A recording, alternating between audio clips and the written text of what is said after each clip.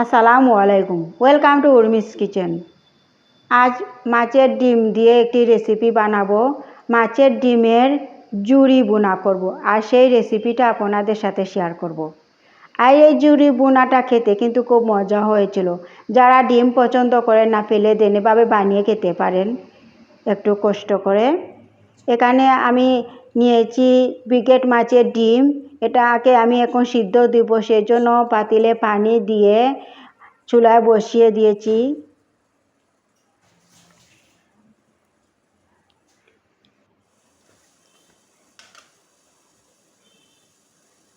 এখন দিচ্ছি একটু হলুদ আর দিচ্ছি লেবুর রস। লেবুর রস দিয়েছি ডিমের একটা স্মেল থাকে, সেটা চলে যাওয়ার জন্য।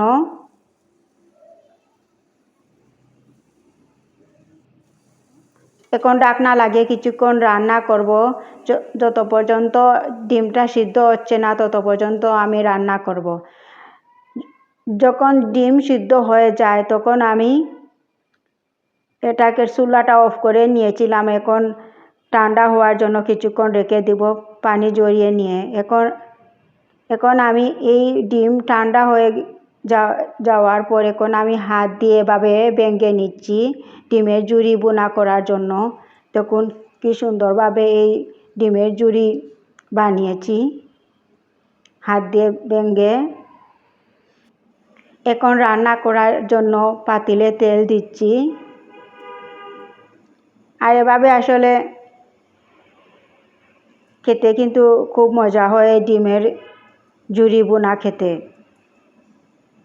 এখন দিচ্ছি পেঁয়াজ। তেল গরম হয়ে গেলে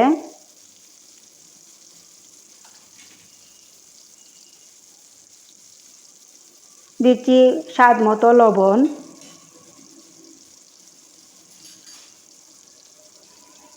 দিয়ে এভাবে ভেজে নিব পেঁয়াজটাকে।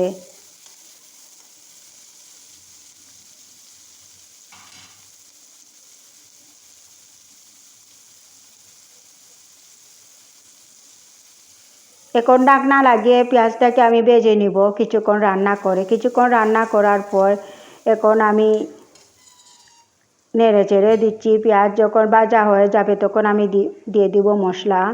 এখন আমার পেঁয়াজ ভাজা হয়ে গেছে, ব্রাউন কালার হয়ে গেছে, তখন আমি দিয়েছি 1 চামচ মরিচের গুঁড়া, 1 চামচ হলুদের গুঁড়া, 1 চামচ ধনিয়ার গুঁড়া,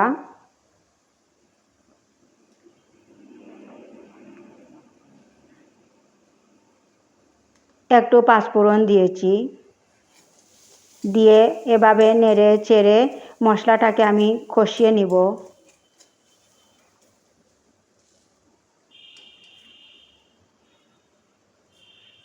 এখন একটু পানি দিয়ে মশলাটাকে রান্না করে আমি কষিয়ে নেব।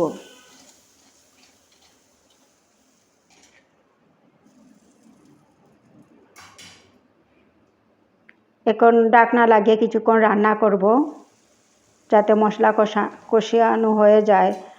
যখন মশলাটা কষানো হয়ে যায় এখন আমি চেড়ে দিচ্ছি। নেড়ে চেড়ে দিয়ে এখন আমি ডিমের ঝুড়িগুলি দিয়ে দিচ্ছি।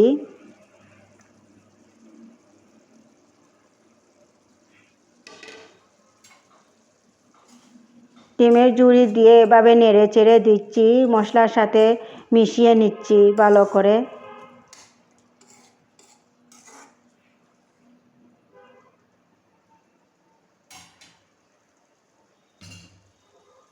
দিয়ে দিচ্ছি কয়েকটা কাঁচামরিচকে আমি 2 ফালি করে কেটে নিয়েছি। আর এটার মধ্যে আসলে জাল জাল হলে খেতে আরও বেশি মজা হয়। আপনারা চাইলে আরও একটু বেশি করে জাল দিতে পারেন। এখন ঢাকনা লাগিয়ে আমি কিছুক্ষণ ডিমের ঝুড়িকে কষিয়ে নিব। কিছুক্ষণ রান্না করার পর যখন ডিমটা কষানো হয়ে যায় মশলার মধ্যে, তখন আমি দিয়ে দিব জুলের পানি। এখন আমি জুলের পানি দিয়ে দিয়েছি। দিয়ে ভালো করে নেড়ে চেড়ে দিয়ে আরও কিছুক্ষণ রান্না করব। আর এই ডিমের ঝুড়ি বোনা খেতে কিন্তু এত মজা হয়েছিল যে একবার বানিয়ে খেয়ে দেখতে পারেন। কিছুক্ষণ রান্না করে এখন আমি দিয়ে দিব ধনিয়ার পাতা নাড়াচাড়া দিয়ে। দেখুন ঝোলটা একেবারে শুকিয়ে গেছে। এখন আমি দিয়ে দিচ্ছি একটু লেবুর রস, যাতে লেবুর রস দিলে আসলে এটার টেস্ট আর একটু বেশি বেড়ে যায়। আর এখন দিয়ে দিচ্ছি ধনিয়ার পাতা।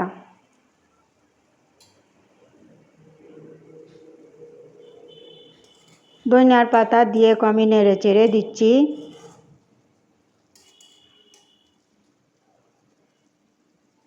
আপনারা চাইলে একটু ঝুল রাখতে পারেন। এখন ঢাকনা লাগিয়ে আমি আর কিছুক্ষণ রান্না করব। কিছুক্ষণ রান্না করার পর আমার ডিমের ঝুরি বোনা হয়ে গেছে। এখন আমি আস্তে আস্তে চুলা অফ করে নিব। এখন একটু নাড়াচাড়া দিচ্ছি, দিয়ে আমি চুলাটা অফ করে নিব।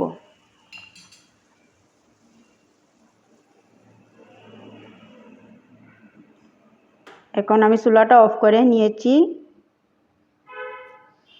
যখন একটি ডিশে নিয়েছিলাম, দেখুন এই ডিমের ঝুরি বোনা খেতে কিন্তু খুব মজা হয়েছিল। আপনারাও এভাবে বানিয়ে খেতে পারেন। আমার রেসিপি কেমন হয়েছে সবাই কমেন্ট করে জানাতে পারেন, আমাকে সাপোর্ট করতে পারেন। সবাই ভালো থাকবেন। আল্লাহ হাফিজ।